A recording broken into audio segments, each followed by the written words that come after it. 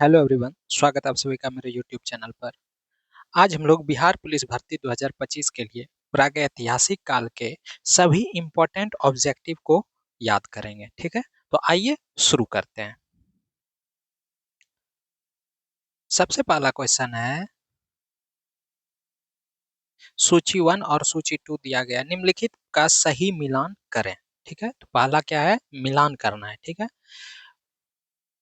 पूरा पाषाण काल, मध्य पाषाण काल, नव पाषाण काल और ताम्र पाषाण काल। ठीक है, तो इन सबको मैच करना है किसके किसके साथ। तो पूरा पाषाण काल का क्या हो जाएगा, सोहन या सोन नदी घाटी। ठीक है, मध्य पाषाण काल का क्या हो जाएगा, भीम बेटका। ठीक है, इसको मैच करना है। ठीक है, तो पहला का क्या हो जाएगा, 4 नंबर। ठीक है, पूरा पाषाण काल का क्या हो जाएगा, सोहन या सोन नदी घाटी।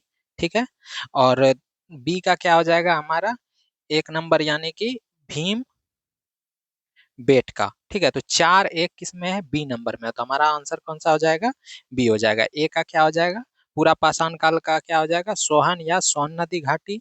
मध्य पाषाण काल का क्या हो जाएगा, भीमबेटका। ठीक है, नव पाषाण काल का क्या हो जाएगा, बुर्जहोम। और ताम्र पाषाण काल का क्या हो जाएगा, बनास घाटी। ठीक है, नेक्स्ट है, नीचे दो कथन दिए गए हैं, एक को अधिकथन तथा दूसरे को कारण कहा गया है। पहला है, विंध्य क्षेत्र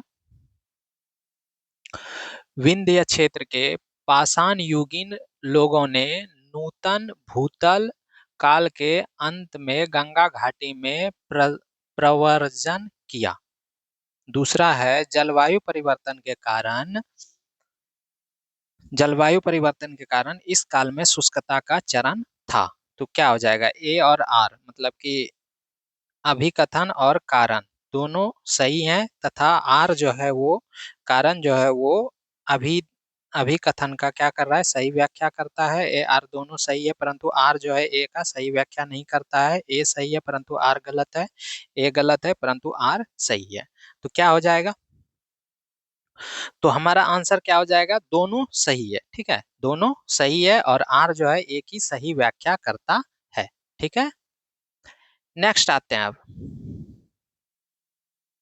निम्नलिखित युग्मों पर विचार कीजिए। ऐतिहासिक स्थान, ख्याति का कारण। ठीक है, बुर्ज होम, शैलकृत देव मंदिर। ठीक है, चंद्रकेतुगढ़, टोरा टेराकोटा कला, गणेश्वर ताम्र कलाकृतियां।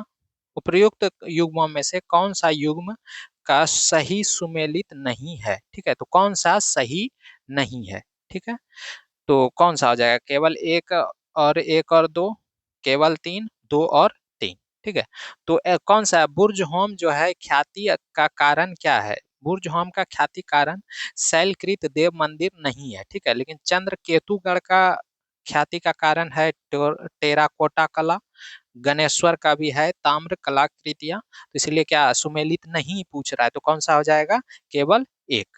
ठीक है, सुमेलित नहीं है तो केवल कौन सा हो जाएगा, बुर्ज होम जो है वो उसके ख्याति का कारण शैलकृत देव मंदिर नहीं है। नेक्स्ट है, आहार सभ्यता आहार सभ्यता के बारे में निम्न कथनों पर विचार कीजिए।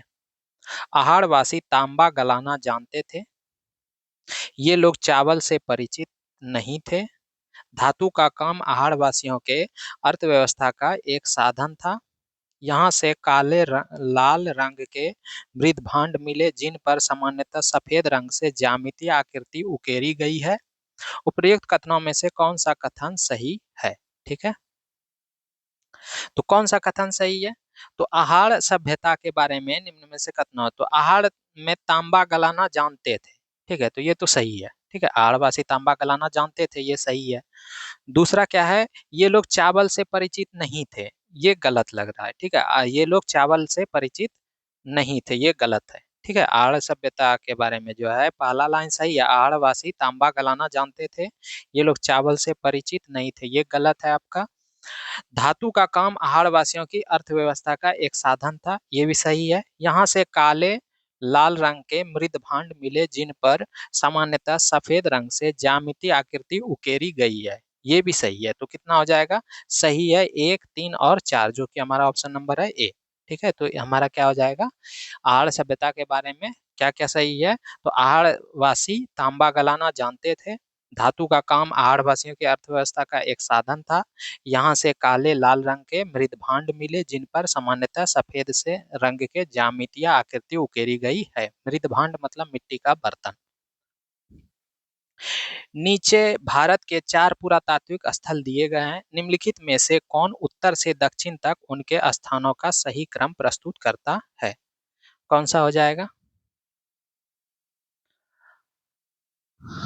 अति रंप रंपकम, भीमबेटका, पिक्कीहल, बुर्जहोम। तो इसका सही क्रम प्रस्तुत करने बोल रहा है। ठीक है, तो क्या हो जाएगा? 4, 2, 1, 3 या क्या होगा? ठीक है, तो सही क्रम में पहला तो होगा बुर्जहोम।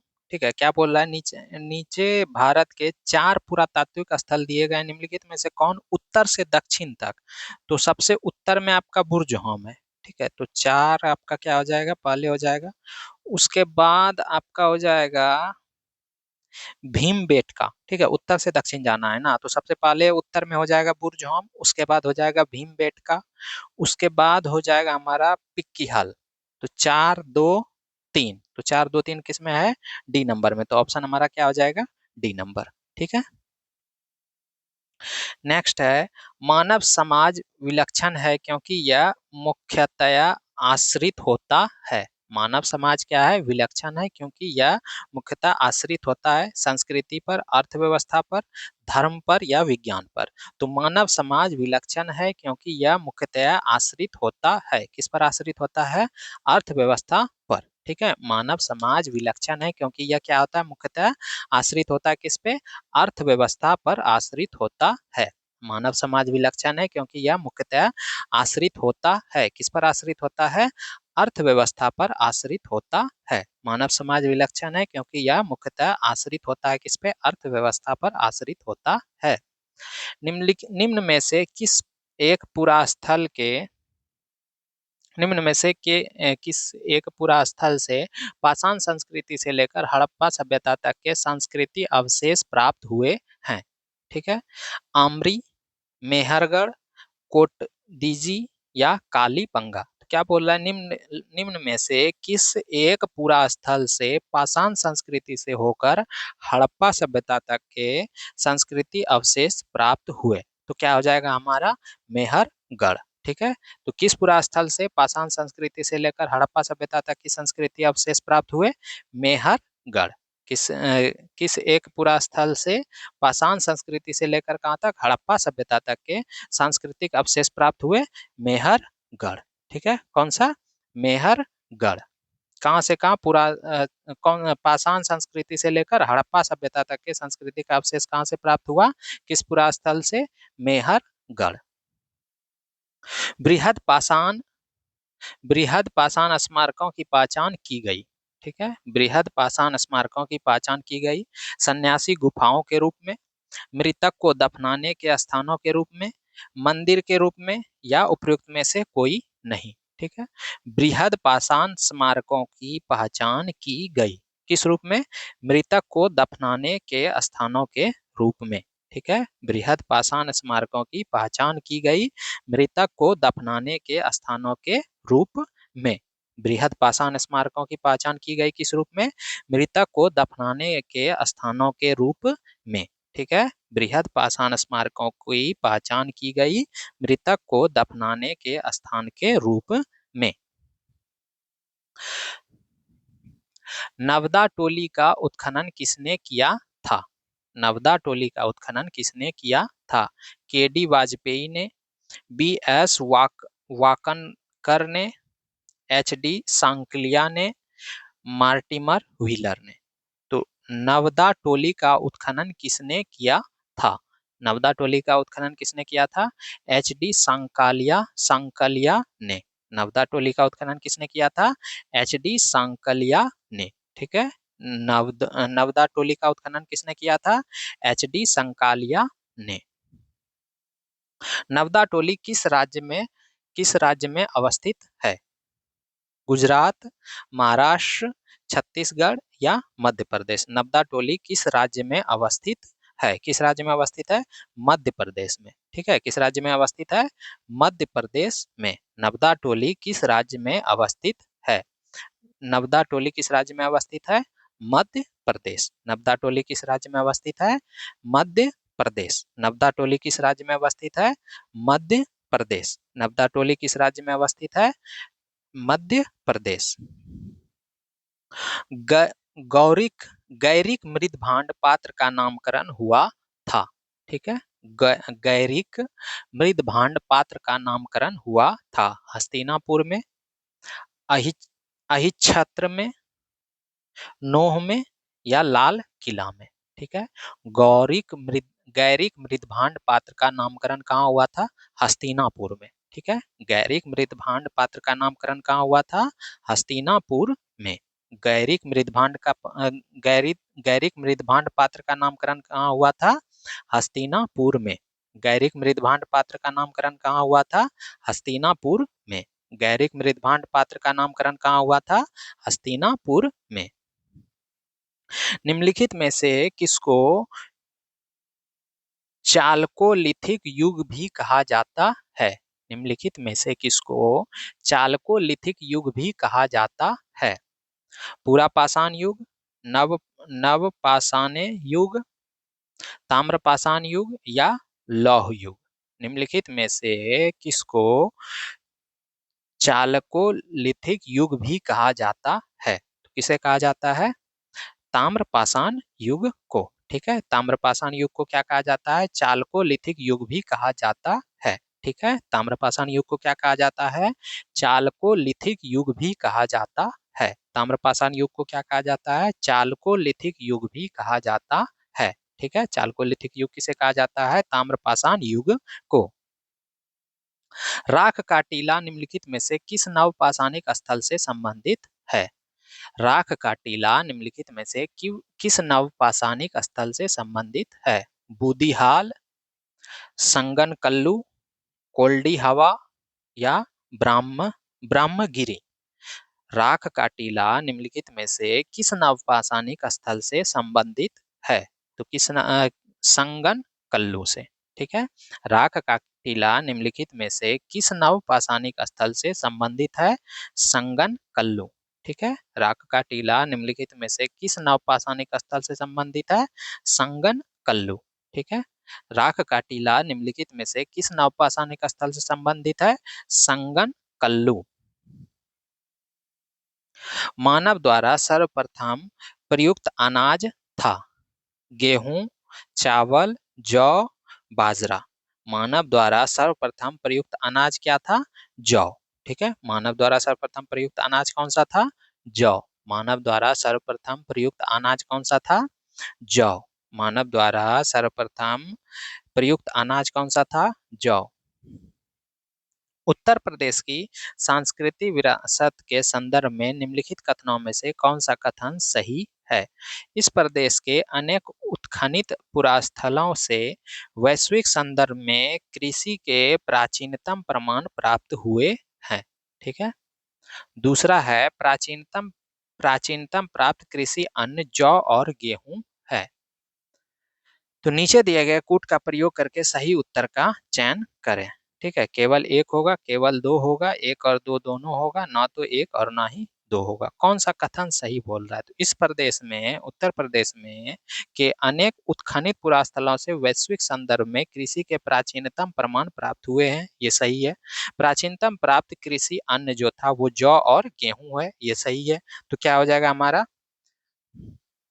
एक और दो दोनों, यानी कि सी नंबर ऑप्शन हो जाएगा। ठीक है,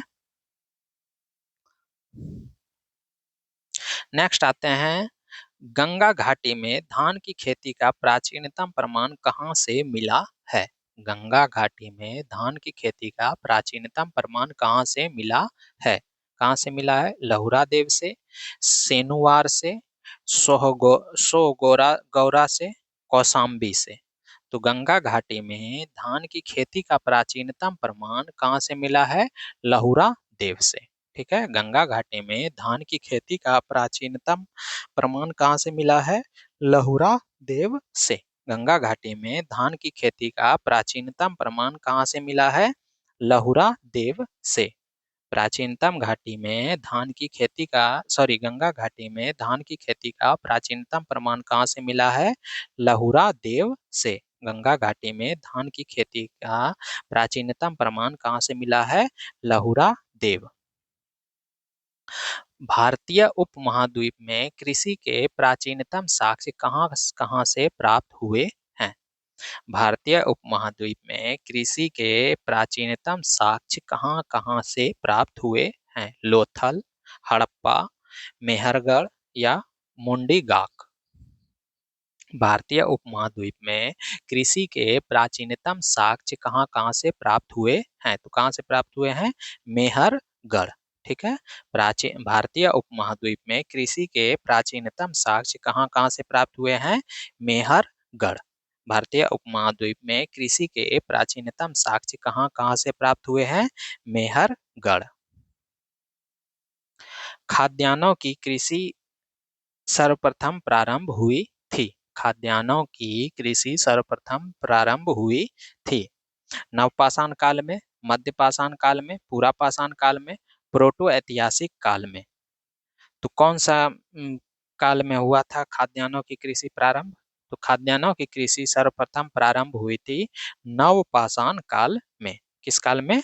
नवपाषाण काल में खाद्यान्नों की कृषि सर्वप्रथम प्राप्त हुई थी। कब प्राप्त हुई थी? नवपाषाण काल में। खाद्यान्नों की कृषि सर्वप्रथम कब प्रारंभ हुई थी? नवपाषाण काल में। खाद्यान्नों की कृषि सर्वप्रथम प्रारंभ हुई थी, कब प्रारंभ हुई थी? नवपाषाण काल में। ताम्रपाषाण काल में महाराष्ट्र के लोग मृतकों को घर के फर्श के नीचे किस ओर रखकर दफनाते थे? उत्तर से दक्षिण, पूर्व से पश्चिम की ओर, दक्षिण से उत्तर की ओर या पश्चिम से पूर्व की ओर।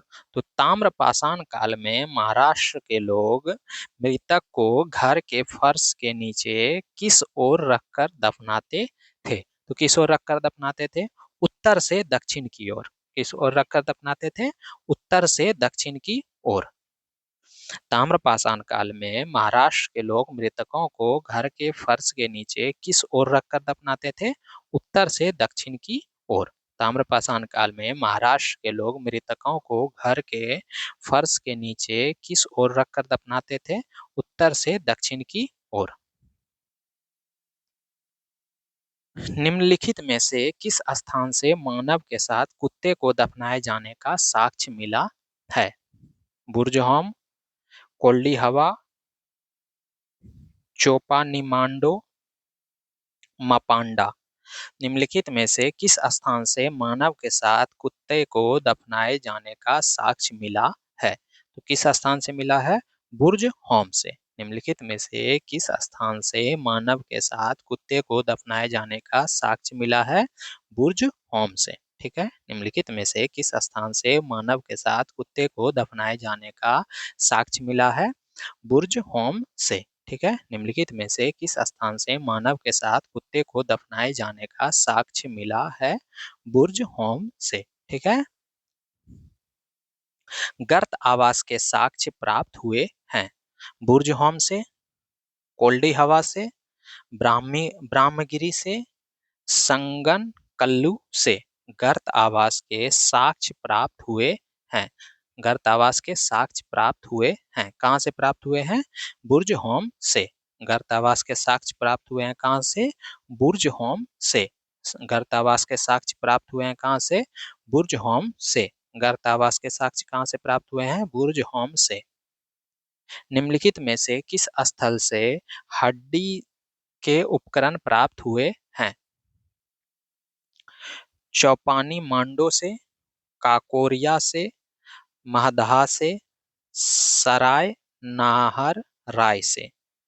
निम्नलिखित में से किस स्थल से हड्डी के उपकरण प्राप्त हुए हैं? तो कहाँ से प्राप्त हुआ है? महदहा से। कहाँ से? महदहा से। निम्नलिखित में से किस स्थल से हड्डी के उपकरण प्राप्त हुए हैं? महदहा से। निम्नलिखित में से किस स्थल से हड्डी के उपकरण प्राप्त हुए हैं? महदहा से। एक ही कब्र से 3 कंकाल निकले हैं। एक ही कब्र से 3 कंकाल निकले हैं। सराय नाह नाहर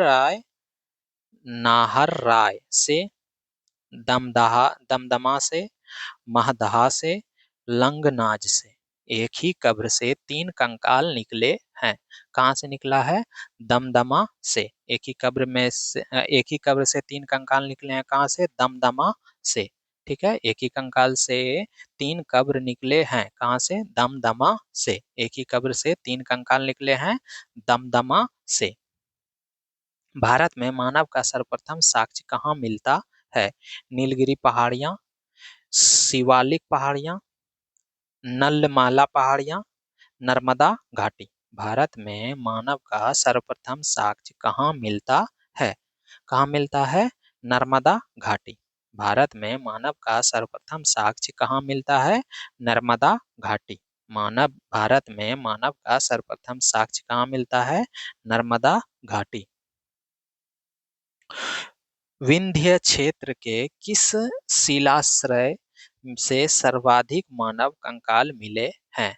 विंध्य क्षेत्र के किस शिलाश्रय से सर्वाधिक मानव कंकाल मिले हैं? किससे मिले हैं? मोरहना पहाड़, घघरिया, बघई खोर, लेखैया। विंध्य क्षेत्र के किस शिलाश्रय से सर्वाधिक मानव कंकाल मिले हैं? तो कहाँ से मिला है? लेखैया। ठीक है, विंध्य क्षेत्र के किस शिलाश्रय से सर्वाधिक मानव कंकाल मिले हैं? लेखैया।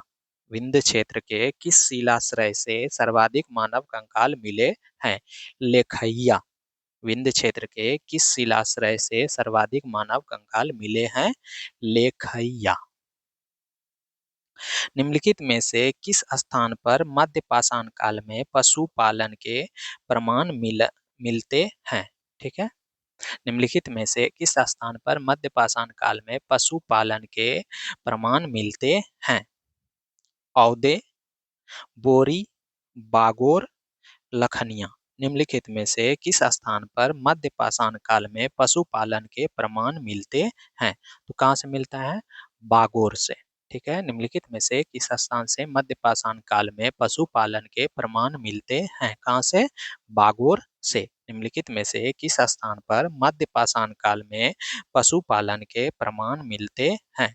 बागोर से।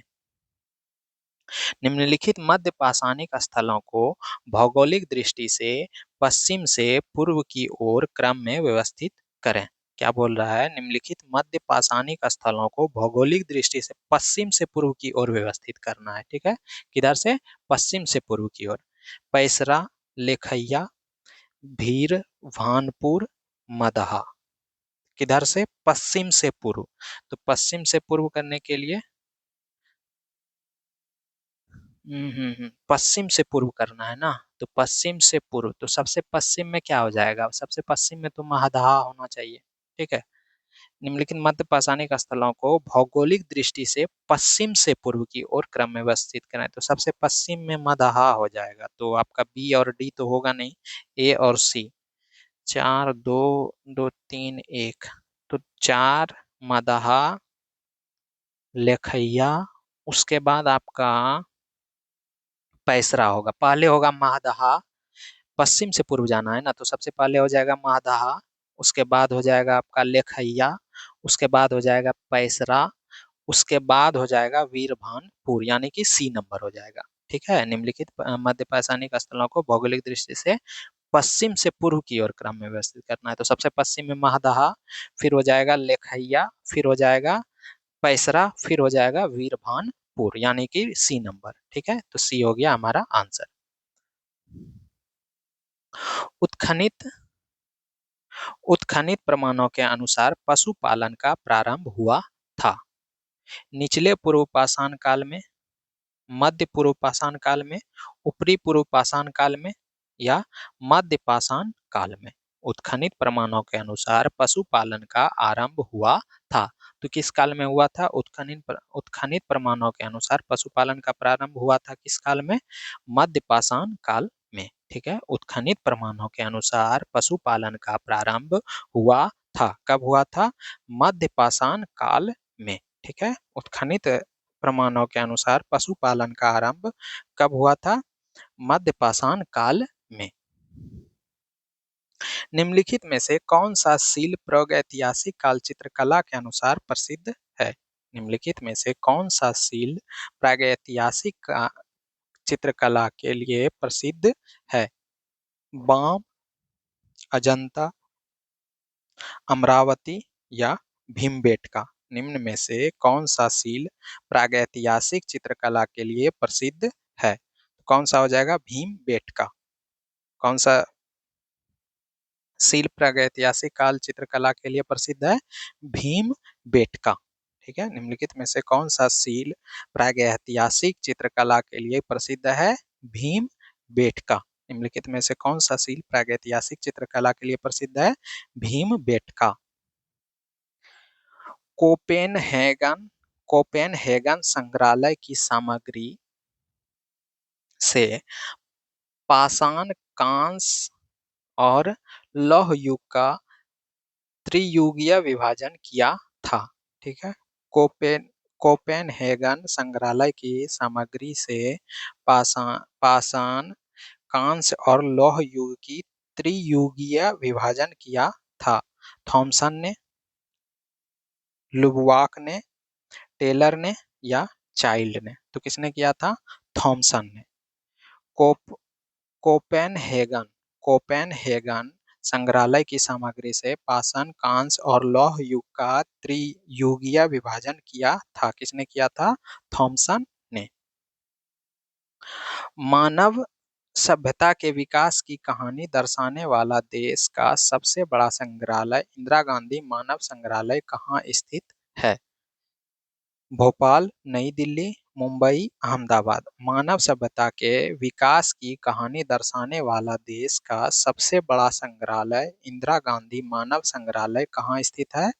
भोपाल में। ठीक है, मानव सभ्यता के विकास की कहानी दर्शाने वाला देश का सबसे बड़ा संग्रहालय इंदिरा गांधी मानव संग्रहालय कहाँ स्थित है? भोपाल। मानव सभ्यता के विकास की कहानी दर्शाने वाला देश का सबसे बड़ा संग्रहालय इंदिरा गांधी मानव संग्रहालय कहाँ स्थित है? भोपाल। राष्ट्रीय मानव संग्रहालय कहाँ पर है? राष्ट्रीय मानव संग्रहालय कहाँ पर है? गुवाहाटी, बस्तर, भोपाल या चेन्नई? तो राष्ट्रीय मानव संग्रहालय कहाँ पर है? भोपाल में। राष्ट्रीय मानव संग्रहालय कहाँ पर है? भोपाल में। राष्ट्रीय मानव संग्रहालय कहाँ पर है? भोपाल में। भारतीय पुरातत्व सर्वेक्षण निम्नलिखित विभागों मंत्रालयों में से किसका संलग्न कार्यालय है? भारतीय पुरातत्व सर्वेक्षण निम्नलिखित विभागों या मंत्रालयों में से किसका संलग्न कार्यालय है? संस्कृति, पर्यटन विभाग, विज्ञान और प्रौद्योगिकी, मानव संसाधन विकास? तो क्या हो जाएगा? भारतीय पुरातत्व सर्वेक्षण निम्नलिखित विभागों या मंत्रालयों में से किसका संलग्न कार्यालय है? किसका है? संस्कृति। ठीक है, भारतीय पुरातत्व सर्वेक्षण निम्नलिखित विभागों में से किसका संलग्न कार्यालय है? संस्कृति।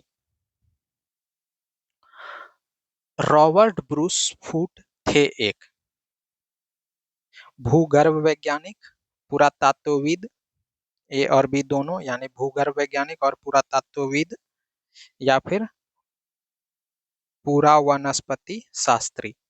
तो रॉबर्ट ब्रूस फूट क्या थे? वो भूगर्भ वैज्ञानिक भी थे और पुरातत्वविद भी थे। ठीक है, तो ए बी दोनों यानी कि सी हो जाएगा हमारा ऑप्शन।